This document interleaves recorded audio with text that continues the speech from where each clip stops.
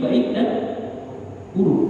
Qul, katakan hai Muhammad, kullun min indillah, semuanya yang baik dan yang buruk min indillah, adalah datang daripada sisi Allah. Yang baik, kalau kayak apapun orang mau pengen baik, kalau Allah gak takdirkan dia bisa berbuat baik, bisa gak dia berbuat baik? Sebaliknya sama, dalam akidah harus sama, bahwa kayak apapun orang pengen niat buruk, kalau memang Allah gak takdirkan dia bisa berbuat buruk, dia gak akan bisa berbuat buruk. Jadi yang baik yang buruk ini takdirnya, atau bahasa tasawufnya sama-sama perbuatan.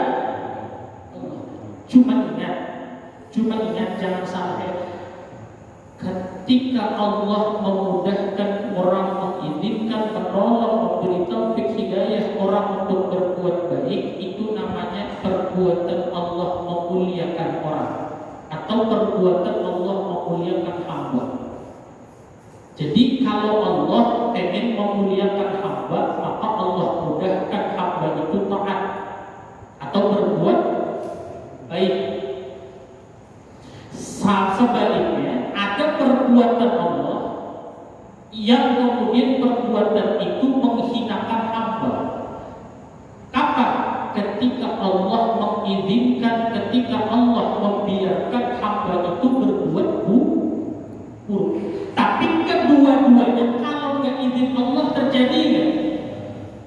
Yang sholat kalau nggak izin Allah bisa sholat nggak? Yang nggak sholat kalau dia nggak izin Allah nggak bisa nggak sholat? Nggak bisa. Kalau misalnya tuh Allah mau menghendaki semuanya sholat, bisa nggak? Bisa. Kalau Allah menghendaki semuanya nggak ada yang sholat, bisa nggak? Bisa. Artinya sholat dan nggak sholat semuanya adalah kehendak. Itu akidah. Tetapi jangan di situ berhenti. Harus dipaham bahwa perbuatan Allah itu ada kalanya memuliakan hambanya, ada kalanya menghinakan. Saat kita dimudahkan oleh Allah taat, maka Allah sedang memperbuat kepada diri kita untuk memuliakan kita. Tapi sebaliknya, ketika ada orang yang kemudian Allah izinkan berbuat maksiat, berarti Allah kemudian berbuat kepada orang itu Contohnya begini Pak, Bapak pernah melihat orang main wayang Pak? Yang main berapa orang? Saat? Siapa ya tokoh yang baik di wayang itu ya? Jagoan siapa itu?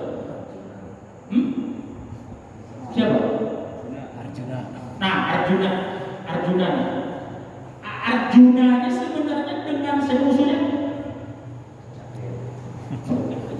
Ribet bener ya. Musuhnya siapa? Rahwana ya? Itu saudara saya lah ya. Saya tanya, ini Arjuna, ini sama gak? Maksudnya misalnya nih Arjuna dibikin dari wayang itu ya, kulit. Rahwana ada ya? Sama gak? Sama. Lalu yang main? Yaitu lalu dalam main Arjuna, lalu dalam kemudian menokohkan yang wayang satu ini namanya Arjuna, maka orang melihat Arjuna ini maka Arjuna ini dianggap pahlawan.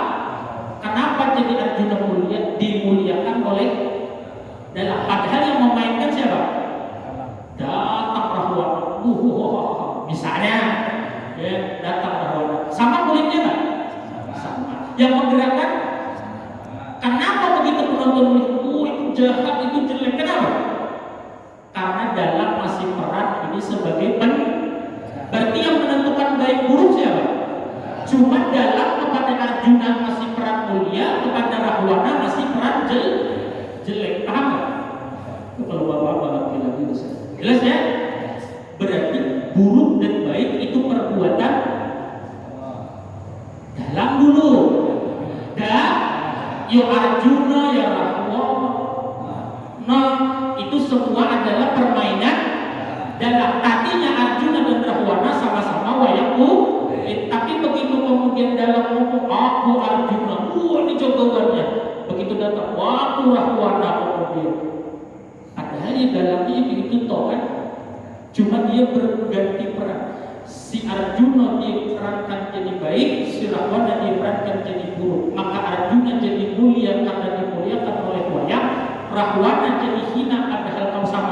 kulitnya dengan Arjuna, tapi ketika orang melihat, wah itu jahat Rahwana. Kenapa? Karena dihinakan oleh dalam. Kenapa dalam menghinakan? Diperankannya, dimainkannya sebagai orang yang jelas kan? Ini tinggi nih bahasanya. Kalau tadi nggak makan nggak ketemu nih. Ya, makan nggak tadi? Berarti saya belum makan berarti ya. Paham ya? Sama Pak, kita nih kemudian kulitnya sama, tulangnya sama, darahnya sama, dagingnya sama. Cuma kemudian ada yang dikasih peran mulia, Allah mudahkan baik, maka dilihat orang kita. Masya Allah, si anu tuh rajin ke masjid, si anu tuh rajin sholat, si anu tuh macam-macam. Anggap aja orang melihat Arjuna, ya kan? Orang melihat Arjuna. Tapi ada orang yang kemudian dapat peran sebagai Rahwana. Wah, dia menculik siapa tuh namanya? Untuk diam ya. Maka dia jadi orang menilainya karena dihinakan. Paham gak maksudnya ya? Jadi semua perbuatan Allah, cuma ada perbuatan Allah memuliakan, ada perbuatan menghinakan. Kalau kita dimuliakan oleh Allah, Allah mudahkan taat.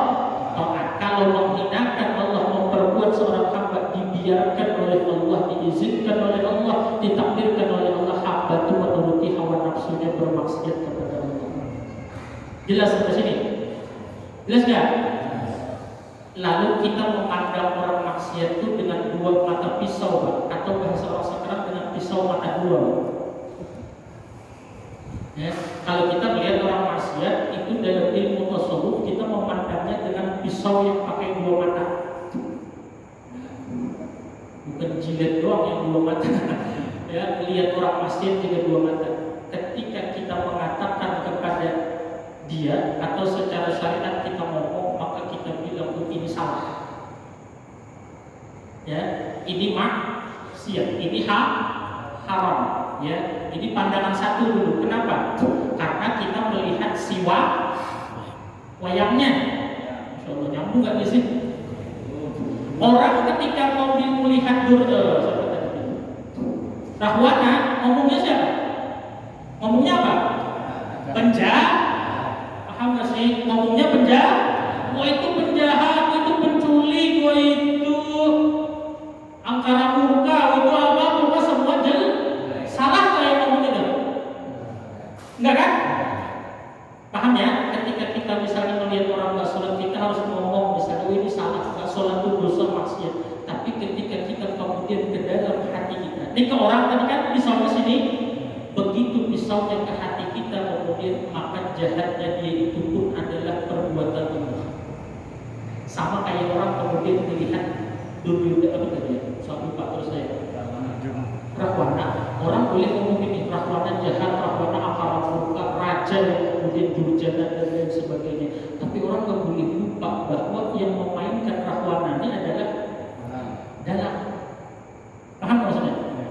Jadi ketika kita ke dalam diri kita, si anu maksiat, kita lihat dia maksiat itu perbuatan Allah, cuma perbuatan Allah menghinakan dia.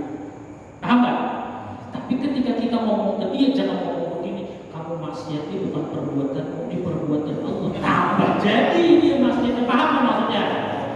Ya, boleh ngomong Arjuna akar murka, tapi kita harus ingat jangan sampai bahwa Arjuna ini nggak bisa jadi guys. Rahwana ini nggak bisa jadi Rahwana kalau nggak dalam. Paham nggak? Nah, ketika ngomong ke orangnya, kita ngomong ke wayang.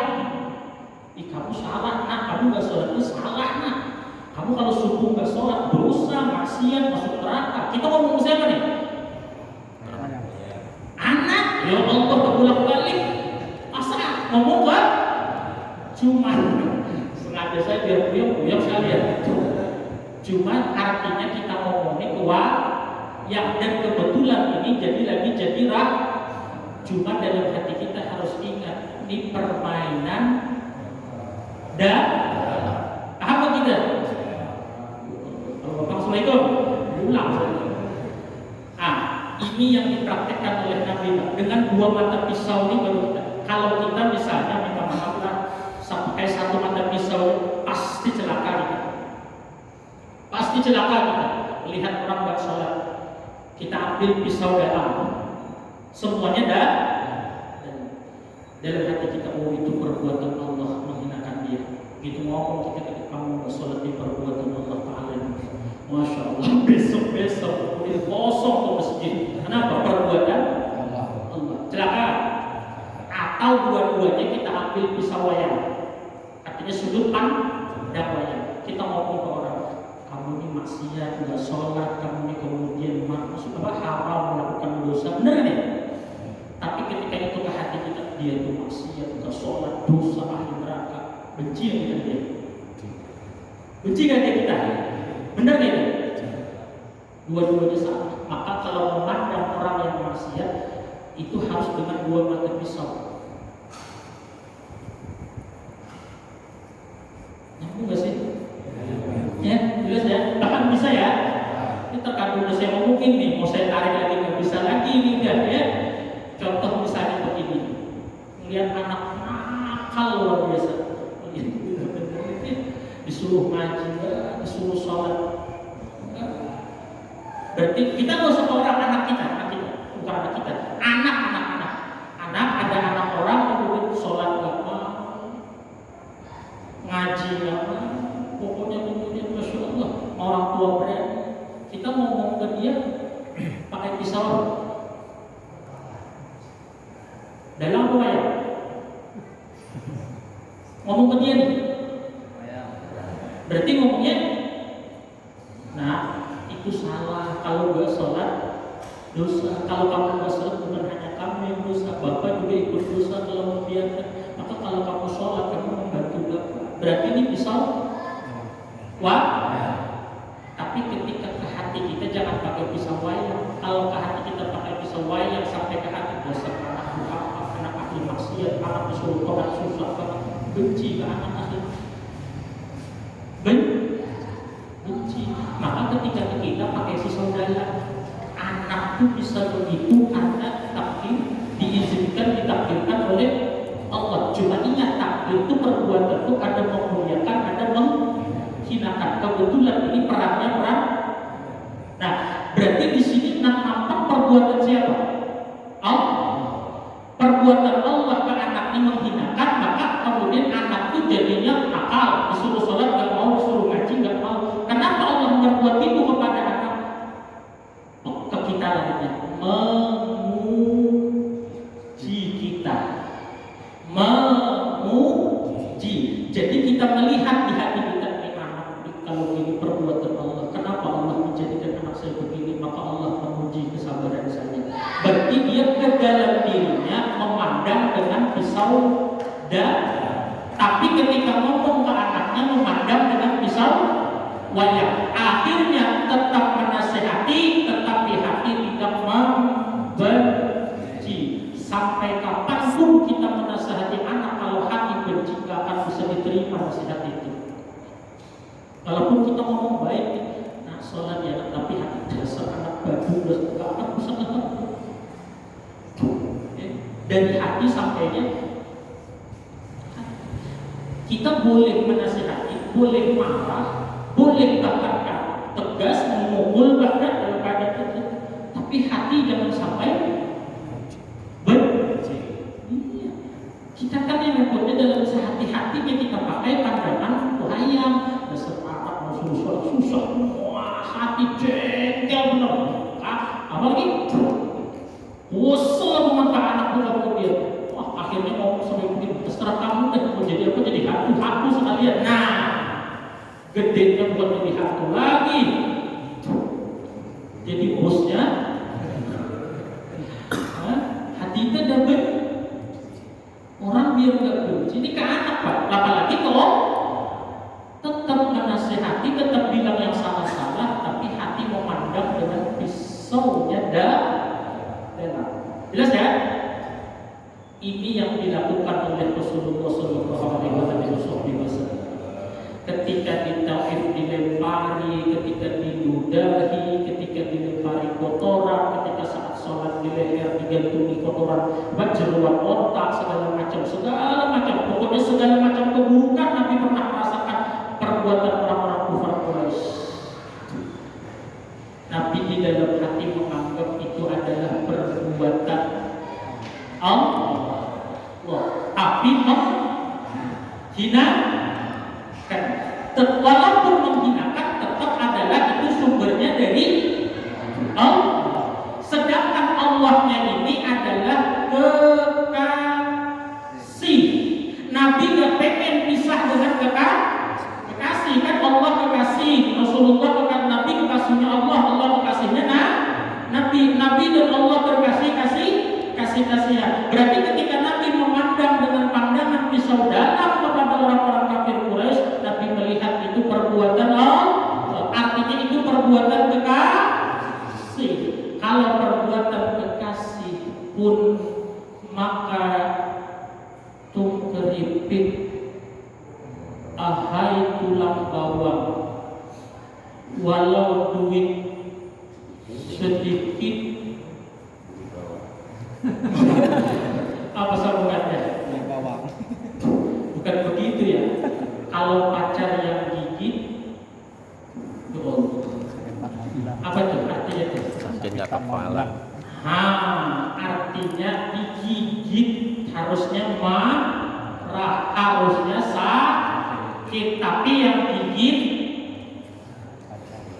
pengantin baru, pengantin, Masya Allah, lagi hangat-hangatnya. Begitu suaminya bercanda dicubit sama istrinya, padahal cubitan ini ya Allah Pak, lebih pedas daripada cabai 2 kilo. Merah, udah merah dicubit, ditanya mesti sakit ya. Artinya kenapa jadi enggak? Karena yang nyubit, kalau sudah anak 3, Masya Allah, cubit ya kemudian tampol. Nabi paham ini. Nabi dakwah bahwa kemudian itu syirik, bahwa orang kafir itu nggak boleh menyekutukan Allah. Nah, ketika keluar memandang ke orang, ini pandangannya pandangan wayang, tapi ke diri Nabi pandangannya pandangan dalam, sehingga Nabi melihat di situ perbuatan Allah. Allah adalah kekasih, maka perbuatan kekasih. Kalau kekasih yang berbuat sekalipun dari sisi secara zahirnya perbuatan itu menyakitkan, pasti ada maksud baik. Maka Nabi gak mau melawan, gak mau membalas. Satu alasannya Nabi gak mau berpisah dengan Allah. Kenapa gak mau berpisah? Karena kalau Nabi membalas berarti ada niat gak baik. Berarti Nabi kemudian melakukan yang gak baik. Kalau berniat gak baik berarti Nabi gak siddiq, maka jauh dari Allah Al-Bar yang maha baik. Yang kedua, Nabi melihat yang dilakukan mereka itu hakikatnya adalah perbuatan Allah, perbuatan kekasih. Nabi paham kalau kekasih yang berbuat sekalipun dicubit pasti kemudian ada baiknya, ada hikmahnya. Maka Nabi akhirnya gak membalas. Ini cerita Rasulullah dulu. Kita aja, ini cerita Rasulullah. Maka itu dilempari, didoakan. Ya bukan didoakan jelek, didoakan baik. Kalau kita coba jadi lempari kata-kata, ya Allah 7 turunan matinya nggak bernapas ya Allah. Ya Allah 7 turunan kuburannya keluar api ya Allah. Ini kebanyakan nonton sinetron. Paham ya? Jadi saking Nabi itu cintanya dengan Allah, saking Nabi itu gak mau terpisah dengan Allah Subhanahu wa Ta'ala. Disakiti orang tapi gak mau membalas buruk, diperlakukan buruk oleh orang tapi gak balas dengan keburukan. Kenapa? Kalau Nabi balas dengan keburukan berarti Nabi tidak siddiq. Kalau tidak siddiq berarti jauh daripada Allah. Nabi gak mau, maka tetap akhirnya disakiti. Nabi tetap ingin niatnya baik. Jelas? Nah sekarang kita, tadi kan Nabi kalau kitanya kemana? Kalau kita jangan ke Allah, subul hadam, kitanya ke Rasulullah. Rasulullahnya yang ke Allah, kita ke Rasulullah. Kalau aku kemudian ada niat jelek ke orang, Rasulullah disakiti aja niatnya tetap baik ke orang, apalagi dibaiki. Nah aku orang gak nyakiti, aku niat buruk, berarti satu jalur kan? Berarti dekat atau jauh? berarti bila aku tuh ada niat di dalam hati ingin culas ke orang, ingin curang, ingin menyakiti, ingin menzalimi, berarti aku jauh dari Rasulullah. Ini kita larinya. Kalau Rasulullah ke Allah, kita ke kenapa kita ingin baik terus Anda ingin gak mau terpisah dengan Rasulullah? Kenapa kita ke masjid? Karena Rasulullah ke masjid. Jadi begitu masuk masjid, nah kayak ini Rasulullah sholat di masjid. Kalau Rasulullah di masjid, kita di masjid satu. Kalau bahasanya satu frekuensi. Kalau satu frekuensi nyambung kan? Nah, satu FM, satu AM. Halo-halo lah pakai peduli internet, ya kan? Gak usah sama-sama FM, tapi frekuensinya beda. Yang satu frekuensinya 16,00 MHz, yang satu 15 MHz. Ini kalau makannya nasi uduk nggak nyambung nih. Paham ya? Halo-halo begini, sambung nggak? Halo. Atau yang satu halo. Satu beda frekuensimu, nggak bisa nyambung. Nggak bisa. Rasulullah subuh di masjid, kita subuh di kasur. Berarti frekuensinya iya kan, jangan sembuh pakai bola. Nyambung bodoh. Itulah cinta dengan Nabi lah. Itulah kemudian aku pengen dengan ketemu Nabi lah, pengen bersama Nabi lah, pengen melihat Nabi lah. Ya Allah, nggak nyambung. Nabi sudah Allah, artinya kita mau ke Allah harus lewat pintunya yaitu Rasulullah. Nah, Rasulullah dibaiki orang baik nggak? Baik. Disakiti orang baik nggak? Dilempari baik nggak? Pada intinya Rasulullah selalu niatnya baik. Kita ada di hati niat jelek, berarti kita kemudian tidak satu gelombang dengan Rasulullah. Nah, itu hebatnya ulama sudah ngajari kita. Kenapa kita berwudu 3 kali? Nah, kenapa harus sekali aja? Karena Rasulullah 3 kali, Pak. Kalau Rasulullah sekali, kenapa yang 3 kali sekalinya? Kenapa jadi 3 kali? Rasulullah 3 kali. Kenapa jadi saya mau 3 kali? Supaya satu frekuensi. Nah, ya, paham ya? Itu, Pak. Kenapa kemudian jadi makan tangan kanan? Karena Rasulullah tangan kanan. Jadi begitu makan tangan kanan dengan kayak ini Rasulullah makan pakai tangan kanan, nyambung nggak berarti? Dia makan berdiri. Dia ngomong kayak ini Rasulullah makan pas nggak?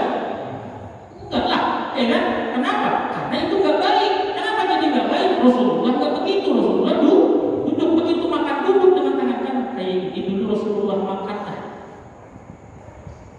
Kayak ini Rasulullah makan duduk tangan kanan. Ingat Rasulullah dulu makan tangan kanan duduk baca Bismillah kemudian pas nggak? Nyambung nggak?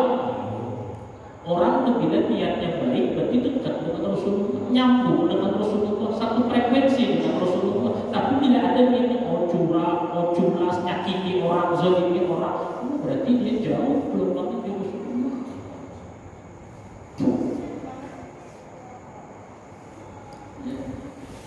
Paham ya, jelas ya? Ada cerita dari Rasulullah SAW pernah culas, orang pernah curang, Nabi ada di sana. Ada riwayat Nabi pernah nyakiti orang, Nabi pernah mencaci maki orang, ada nggak ceritanya?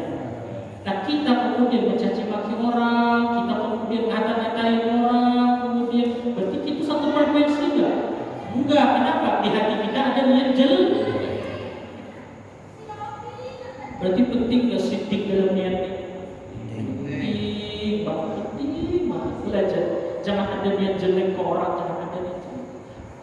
Kayak aku ke orang jeleknya, jangan ada niat jelek ke orang. Ya tadi melihat orang dan sholat, tetap mulut kita pandangannya kembali lagi adalah wayang. Tapi ketika ke hati kita, ke diri kita adalah pekerjaan dan dua itu fondasi. Kalau nggak mau ngaji, orangnya ahli ibadah tapi nggak mau ngaji, dia melihat orang maksiat itu benci, Pak. Menasehati pun dengan kebencian, Pak. Kenapa? Dia nggak paham bahwa si nahwana tadi adalah permainan dan ya tadi anak tadi benci. Melihat orang jelek dia benci, melihat orang baik dia sulit berbuat baik. Di akhirat pengen kumpul melihat satu majelis dengan Rasulullah. Di dunia juga nyambung dengan Nabi, di dunia juga ada hubungan dengan Nabi. Bagaimana di akhirat bisa kumpul, bisa ketemu? Nah, jadi kita berusaha kuat-kuat di dalam hati kita, kayak apapun keadaan. Jangan sampai kemudian di dalam hati ada kepikiran niat jelek. Ya Allah, susah banget selama COVID ini, ya Allah. Ini kalau kira-kira dagang sabun ini bisa untung. Nah, ini bisa dagang sabun. Ternyata besok benar Bapak attendant jualan sabun ayam. Oh, ternyata sarapan bubur. Oh, boleh kemudian. Ini susah banget kondisi begini ini kemudian. Kalau merampok, nah jangan sampai keadaan apapun diperlakukan kayak apapun, kemudian kepada siapapun ada niat-niat yang berusaha kayak apapun keadaan susahnya, kayak apapun orang memperlakukan, maksudnya tetangga kasih apa perempuan kita, jangan sampai ada niat jelek, jangan sampai ada niat jelek. Kenapa? Bila kita sudah punya niat jelek, kita sudah melepaskan diri dari jalurnya Rasulullah Sallallahu Alaihi Wasallam. Ya, jelas ya? Sampai sini paham? Ini pentingnya niat baik. Ini pentingnya niat baik. Sekalipun sedang dalam masalah, jangan pernah berpikir menyelesaikan masalah itu kemudian dengan cara yang buruk, dengan cara yang tidak benar, dengan cara yang misalnya saya kepepet utang, nggak bisa di kemudian maka utang akhirnya akhirnya riba. Nah, kenapa? Kalau sudah begitu berarti kita sudah tidak punya hubungan dengan Rasul Sallallahu Alaihi Wasallam. Kenapa kita nggak punya hubungan? Karena di hati kita ada niat. Masalah apapun jangan pernah berpikir saya sakit, ya sembuh-sembuh, sudah kemana-mana berobat. Ya udahlah, apa berobat terukur ke kemana kayak kemudian maaf ya, ada unsur siriknya, ada unsur sesajen, macam-macamnya. Siapa tahu sembuh. Berarti orang ini belum sidik pada berarti saat dia berobat dia kemudian tidak satu frekuensi dengan Rasulullah. Rasulullah pernah sakit, Rasulullah pernah diracun, kemudian nggak pernah kemudian Nabi datang lalu misalnya ke dukun-dukun orang kafir Mekah dan berobat. Nabi rasakan sakit sampai akhirnya sakit itu yang membawa Nabi wafat. Berarti ketika kita sakit berusaha semaksimalnya, tapi jangan sampai usaha itu kemudian ada usaha yang jelek. Misalnya mati, paling tidak sudah satu jalur, satu frekuensi dengan Nabi. Ketika kita punya niat jelek, berarti kita nggak satu frekuensi. Kenapa nggak satu frekuensi? Karena hati kita kotor. Kenapa hati kita kotor? Buktinya ada niat jelek. Usaha, bukan caranya kayak apa? Usaha saya berhasil, nggak peduli mau kayak apa caranya kita berhasil. Dari awal sudah niatnya jelek. Kalau di dunia tidak nyambung, artinya di dunia kita nggak melihat Rasulullah. Bagaimana di akhirat bisa melihat Rasulullah?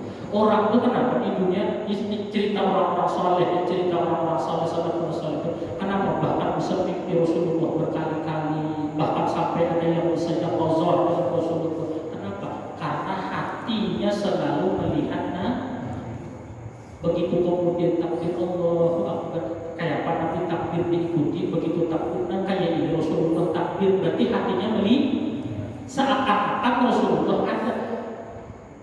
Kalau takbir itu dalam fikih begini, tapi begitu saat takbir dia nggak ingat fikihnya, yang dia ingat Rasulullahnya. Kayak ini Rasulullah takbirnya jari ini, jari jempol bawah sini, jari sini sejajar sini, lebarnya sejajar bahu. Jadi kalau angkat takbir itu kemudian tangannya begini, ini sejajar dengan daun bawah, ini sejajar dengan sini, ini lebarnya kiri kanan bahu. Allahu Akbar. Fikih yang ngajarin nih, tapi begitu prakteknya dia buat kata Ustaz ini tangan ini ke sini, ukur ke sini, wah repot dah. Disolat asli. Kemudian ini kan, tapi kalau kemudian paham fikih belajar, tasawuf belajar, Allahu Akbar. Begitu